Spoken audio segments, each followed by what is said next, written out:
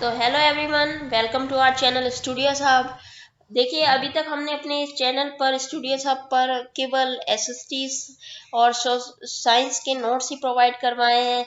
लेकिन अब आज हमारे इस चैनल पर फर्स्ट एक्सप्लेनेशन वीडियो है class 10th history chapter nationalism in India. तो चलिए हम अब शुरू करते हैं चैप्टर को। देखिए, सबसे पहले बात आती है what is the meaning of national. ये एक पहले वर्ड आया कि नेशनल है क्या। चैप्टर का मीनिंग समझना बहुत इंपॉर्टेंट होता है पूरे चैप्टर को समझने के लिए। नेशनल्स का आप डेफिनेशन पर अगर जाएं तो इसकी डेफिनेशन होती है अ फीलिंग ऑफ लव और pride for your own country. देखिए, राष्ट्र प्रेम की भावना, जैसे हम इंडिया में रहते हैं तो इंडिया के लिए जो हमारे मन में एक लव की फीलिंग है या एक प्राइड है, उसको ही नेशनल्स कहा जाता है। तो देखिए, इसमें फर्स्ट पैराग्राफ में एज यू हैव सीन में इसमें हमें यही बताया गया है कि नेशनलिज्म यूरोप में कैसे इमर्ज हुआ था। यूरोप में जो है नेशन स्टेट्स का फॉर्मेशन हुआ था और तब वहाँ पे नेशनलिज्म इमर्ज हुआ था।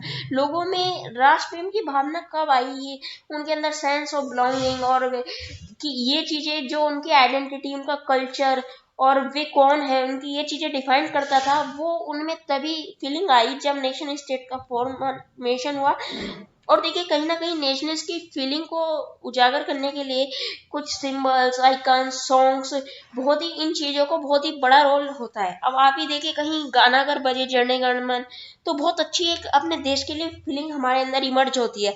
और 26 जनवरी और 15 अगस्त के दिन भी हम देखें तो बहुत ही अच्छा एक माहौल रहता है चारों तरफ।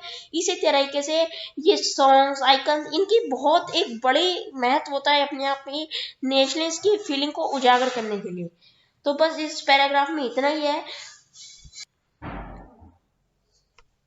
देखिए, अब सेकंड पैराग्राफ में हमको ये बताया गया है कि देखिए, जो इंडिया में नेशनलिज्म आया था, इसमें बहुत सारी क्लास थी, हिंदू, मुस्लिम, सिख, ईसाई, जैसे उस टाइम पे बहुत ही क्लास में इंडिया डिवाइडेड था।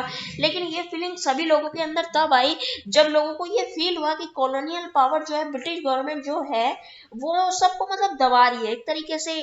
कुछ किसी भी तरह की फ्रीडम लोगों पर नहीं थी और सबको ऐसा लगता था कि हमें दबाया जा रहा है। कई फार्मर्स को बहुत ज्यादा टैक्स देने पड़ते थे, बिजनेस क्लास को भी बहुत प्रॉब्लम फेस करनी थी और फार्मरों से भी बहुत ज्यादा टैक्स, लगान वगैरह, आप जानते ही हैं इन चीजों को। तो ये सब होता था। तो देखिए, इसमें यही बताया गया है कि हम अभी आगे पढ़ेंगे। हर क्लास में जो हर क्लास के लिए नेशनलिस्ट था, अपने देश के लिए भावना या मतलब फ्रीडम सबके लिए अलग अलग थी। कोई चाहता था कि टैक्स कम हो, कोई चाहता था बिजनेस करने के लिए थोड़ी फ्रीडम बढ़ाई जाए, सबकी अलग अलग थी। हम आगे चैप्टर में पढ़ेंगे। और इसमें हमें ये बताया गया है, चैप्टर वहां से शुरू होगा जहां कांग्रेस की इस्टेब्लिशमेंट हुई थी, उसके बाद से। देखिए, कांग्रेस की इस्टेब्लिशमेंट 18 कांग्रेस की स्टैब्लिशमेंट देखिए डब्ल्यू सी बनर्जी द्वारा 1885 में हुई थी। उसके बाद से ही हमें बताया जाएगा। देखिए, अब तक हमने जो क्लास 10 से पहले की बुक्स थी, आपको याद हो तो 8th और 9th क्लास में आपने थोड़ा थोड़ा पढ़ा था। 9th में तो नहीं था, पर 8th क्लास में आपने एक चैप्टर पढ़ा होगा, द रिवोल्ट ऑफ 1857। उसमें भी इंडिया के इंडिपेंडेंस की ही बात थी। रिवोल्ट ऑफ 1857 जो था, फर्स्ट वार था इंडिया के इंडिपेंडेंस का। और उसके बाद वो फिर एक टाइम के लिए दब गया था मूवमेंट, ब्रिटिशर ने ऐसे ऐसे रूल्स बना दिए थे। लेकिन उसके बाद जब गांधी जी और कांग्रेस की वो जो एक चलन आया था, उसके बाद 1920 के बाद नॉन कॉपरेशन और सिविल डिसोबीडियंस मूवमेंट जो थे, उसके बाद से इस चैप्टर में बात की गई है। अब द फर्स्ट वर्ल्ड वॉर, खिलाफत एंड नॉन कॉपरेशन। देखिए, असल में चैप्टर अब यहाँ से शुरू हुआ है। वो एक छोटा सा ओवरव्यू था, हमने पहले क्या पढ़ा और पूरे चैप्टर में हम क्या पढ़ेंगे। और अब हम देखते हैं। देखिए, इसमें हमें ये बताया गया है। देखिए, जो हमारा फर्स्ट वर्ल्ड वॉर हुआ था 1914 टू 1918, उसका टाइम पीरियड था, आप याद रख सकते हैं, जरूरी नहीं है।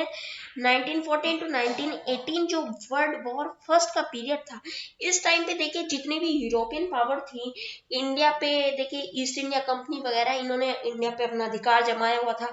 तो जब ब्रिटेन ने यहाँ पे अपनी पावर, कॉलोनियल पावर थी, वहां पे फर्स्ट वर्ल्ड वॉर हो रहा था।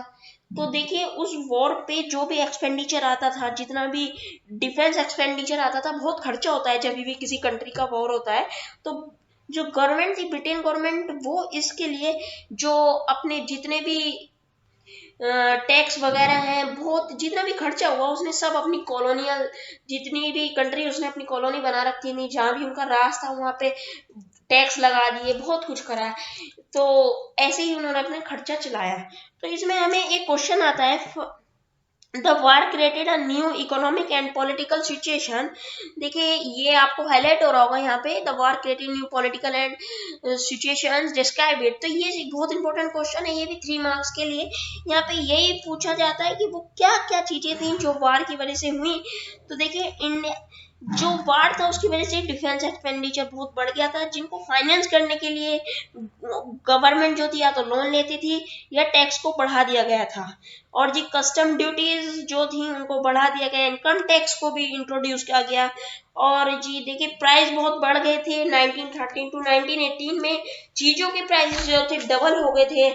और ये कॉमन आदमी के लिए, नॉर्मल इंसान के लिए बहुत हार्ड हो गया था किसी चीज को बाई करना।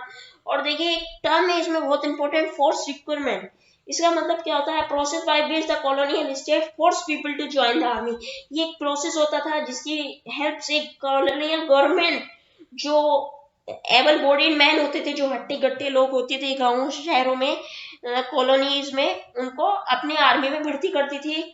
और देखिए ये भी एक रूल होता था कि वे जो है, जो बाहर के लोग होते थे उन्हें आगे रखा जाता था मरने के लिए, और जो उनके अपने सोल्जर्स होते थे तो उनको पीछे रखते थे। बहुत ज्यादा ये भी होता था। और इन 1819 और 2021 में क्रॉप फेल हो गई मैनी पार्ट्स में इंडिया के, और फूड की बहुत शॉर्टेज हो गई। इसकी वजह से एक इपिडेमिक आ गई। और फिर उस एक सेंसस हुआ 21 में, उसके अकॉर्डिंग 13 मिलियन पीपल जो थे डाई हो गए थे in a sudden way due to this famines and epidemic. और देखिए बस इसके बारे में इतना ही बताया गया है, यही कुछ पॉइंट्स हैं जो आपको लिखने होगा अगर ये क्वेश्चन आता है तो।